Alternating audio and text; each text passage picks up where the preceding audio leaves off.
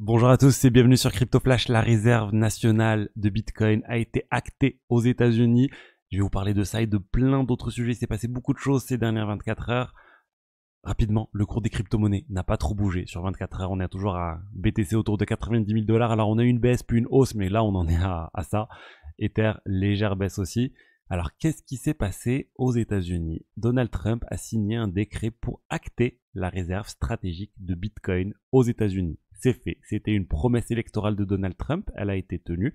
C'est-à-dire que les États-Unis ne vont pas vendre les environ 200 000 bitcoins qu'ils ont déjà.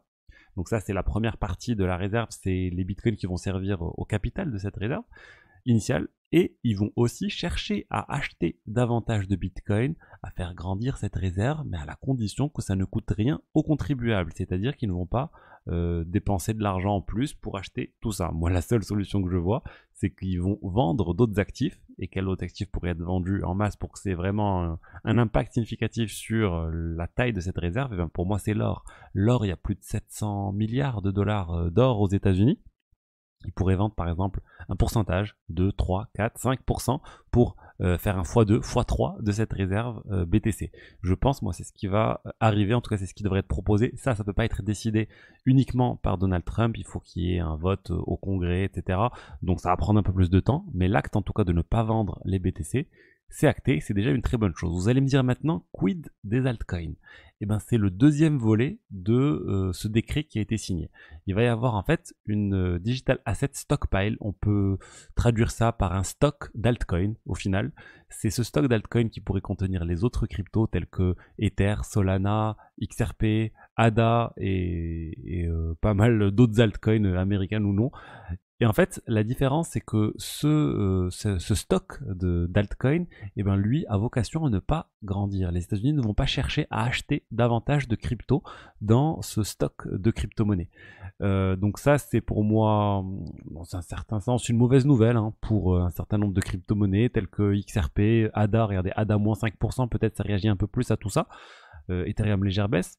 Mais c'est voilà, c'est moins bien qu'attendu à ce niveau-là. Mais je trouve que c'est une meilleure nouvelle pour le BTC et je trouve que c'est d'ailleurs plus logique. Vous savez que j'aime bien l'Ether, j'aime bien l'Ether particulièrement au niveau de toutes les cryptos qui ont été listées ici. Mais je préfère qu'on ait une réserve uniquement de BTC. Le but du Bitcoin, actuellement tel qu'il est perçu, c'est d'être une réserve de valeur. L'Ether, il n'est pas réellement perçu comme une réserve de valeur. Le BTC, c'est pour moi l'équivalent de l'or numérique. L'Ether, c'est pas fait pour être stocké en tant que tel, c'est plus un pétrole numérique, c'est quelque chose qui est utilisé dans la finance décentralisée, c'est utilisé en frais de gaz, c'est utilisé pour transférer les actifs du monde réel sur la blockchain, c'est utilisé dans la vie de tous les jours en fait l'Ether. En tout cas dans les transactions de tous les jours. Et c'est comme ça que je ne le vois pas forcément actuellement comme une réserve nationale. Donc tant mieux, ça apporte plus de crédibilité pour moi cette réserve. C'est bien qu'ils aient trouvé ce compromis pour faire plaisir, je pense, aux donateurs, à Ripple qui a donné je sais pas combien de millions à la campagne de Donald Trump. Au final, ils ont quand même une petite victoire. Et surtout, le grand gagnant pour moi, c'est le BTC. Et je trouve que ce n'est pas encore pricé correctement par le marché. Là, on a les États-Unis qui ont acté, c'est bon, c'est fait, la réserve nationale de Bitcoin. Ça ne va pas être vendu. C'est 200 000 Bitcoins en moins qui vont pas être vendus sur le marché. Et je pense que le marché ne réalise pas encore que les États, les divers pays vont se mettre à acheter du Bitcoin, que ça va changer la perception du Bitcoin au sein des États, va changer. Les gens vont se dire, bah, nous aussi, il faut qu'on se protège, il faut qu'on achète un peu de Bitcoin avant qu'il ne soit trop tard. Le petit point aussi que peu de personnes citent, c'est que sur les 200 000 bitcoins, il y a la moitié à peu près qui appartiennent à Bitfinex ou à Tether, c'est le même groupe. C'est suite au piratage de Bitfinex, ces BTC ont été saisis et en théorie devraient être retournés à Bitfinex ou à Tether. Donc là, on va voir comment ça va se passer. Est-ce qu'il y aura une négociation entre Tether et les États-Unis pour que les États-Unis gardent tout ça? On sait qu'il y a quand même des liens assez étroits entre eux. Le Tether, ils ont beaucoup de bons du Trésor américain, mais en théorie, on devrait avoir une réserve divisée par deux. Donc vraiment, il faut qu'elle grandisse, il faut qu'ils achètent, il faut que les États-Unis se mettent à acheter du BTC tout simplement. Pour l'instant, on ne sait pas encore comment ils vont faire ça, mais pour moi, ça va finir par arriver. Ensuite, je voulais vous parler de Safe. Safe et de Bybit, en fait, du piratage de Bybit, tout simplement. On a les détails du piratage de Bybit et c'est un peu comme ce dont je vous avais parlé il y a quelques temps. Je vous avais parlé de tout un article ici de Slowmit qui décrivait le mode opératoire utilisé par Lazarus Group, la Corée du Nord, pour faire les piratages. Et ben Safe vient de décrire ce qui s'est passé et on va voir la timeline. Globalement, on a eu le poste d'un développeur qui a été compromis. Même avant, on a l'attaquant qui a déposé un nom de domaine, GetStockPrice. Regardez, ce qui est assez drôle, c'est getstockprice.com, alors que dans l'article que je vous avais présenté, c'était getstockprice.info. Donc c'est vraiment le même mode opératoire qui est utilisé, même quasiment le nom de domaine est le même. Le développeur a ensuite eu son poste de travail qui a été compromis, il ne donne pas de détails exactement, mais il a téléchargé quelque chose, on a le nom du fichier, il a téléchargé un projet Docker MC Bait Stock Invest Simulator Main, et en fait tous les éléments qu'on retrouve, c'est vraiment ce que je vous avais présenté sur l'article de Slowmist. C'est en fait un attaquant qui contacte un développeur en lui disant: est-ce que tu peux m'aider s'il te plaît à débugger ce code, j'ai un problème, je te paye. Ils vont leur payer plusieurs centaines de dollars, plusieurs milliers de dollars pour les aider à débugger. Et généralement, malheureusement, les développeurs utilisent le même poste de travail en dehors du travail et chez eux, et au travail. Et du coup, ils téléchargent le logiciel, le code source qui est depuis GitHub. Le code source contient un lien vers un fichier malveillant qui est téléchargé, qui est chargé dans une librairie YAML. Et au final, l'attaquant prend le contrôle du poste du développeur. Et ensuite, il se latéralise, il va sur d'autres endroits dans l'environnement du développeur. Là, par exemple, il a essayé d'attaquer l'environnement AWS, il a réussi au final à prendre la main sur l'environnement AWS, et une fois qu'il a pris la main, il a mis un fichier JavaScript malveillant, et le fichier JavaScript malveillant a ciblé Bybit directement. Donc voilà comment s'est fait le piratage, tout ça en l'espace, regardez, entre le 2 février et le 21 février.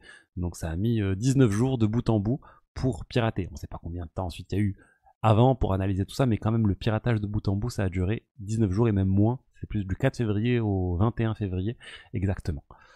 Donc encore une fois, ce piratage, il est assez fou. Ça montre en fait qu'il y a eu une grosse faute au niveau de Safe, ça on le sait, ils se sont fait pirater.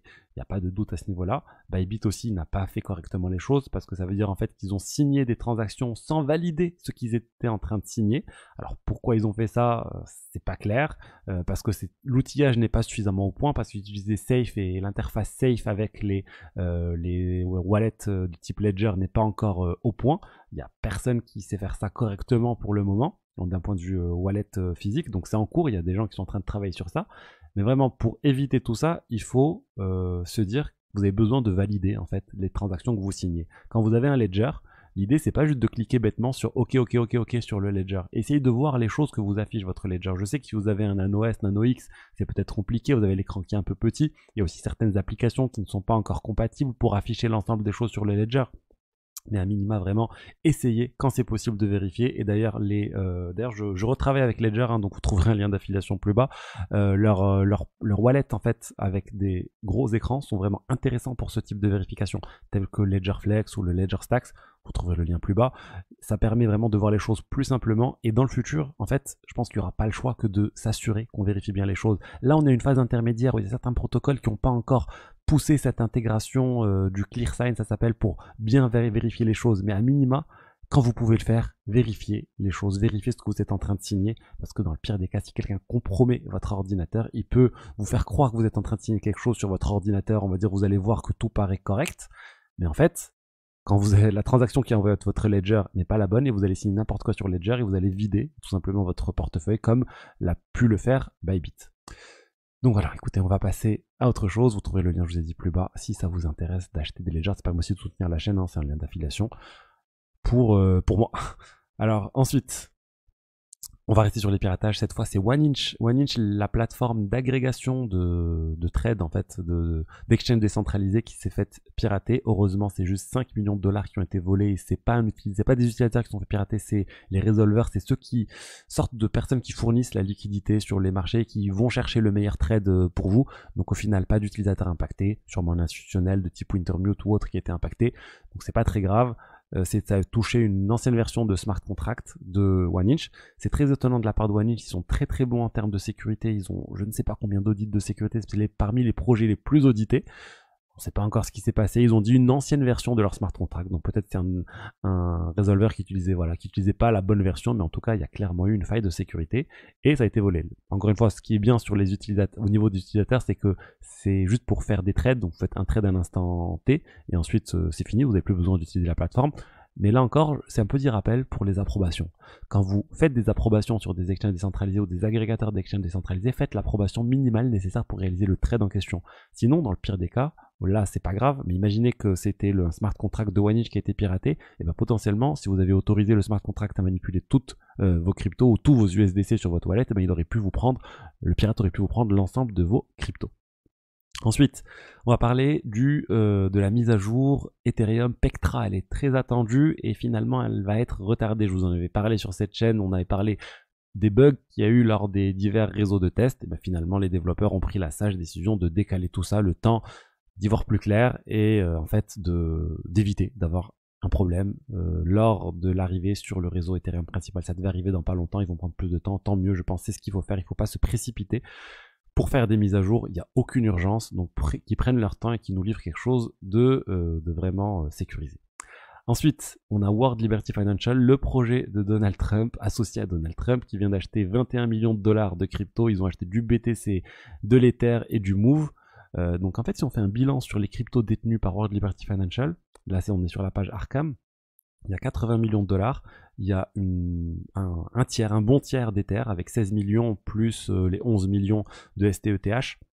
On a du WBTC, on a des stablecoins, l'USDT, et on retrouve le Move avec 4 millions de dollars, c'est quand même assez élevé, et 9 millions de dollars de TRX. Enfin, on sait qu'il y a eu une sorte d'accord entre TRX, entre Tron et Justinson. Il a investi massivement sur World Liberty Financial, ils ont dû investir en retour sur leur token TRX. Mais voilà, c'est intéressant de suivre tout ça. Ils ont levé beaucoup d'argent World Liberty Financial. Les tokens sont encore lockés, donc pas possible d'acheter ou de vendre, ou de revendre ces tokens. Mais d'ici là, quand les 1 an seront finis, les tokens arriveront sur le marché. Et je pense qu'il y aura beaucoup de spéculation aussi autour de ce token. Voilà ce que je voulais vous dire aujourd'hui sur les diverses actualités crypto. J'espère que le contenu vous a plu. Si c'est le cas, n'hésitez pas à liker, commenter, vous abonner. Vous trouverez aussi un lien plus bas si vous voulez réserver un appel avec moi pour parler de finances décentralisées, pour booster votre portefeuille, pour parler de cybersécurité aussi. N'hésitez pas, il y a un accompagnement personnalisé. Allez, je vous dis au revoir, ciao ciao.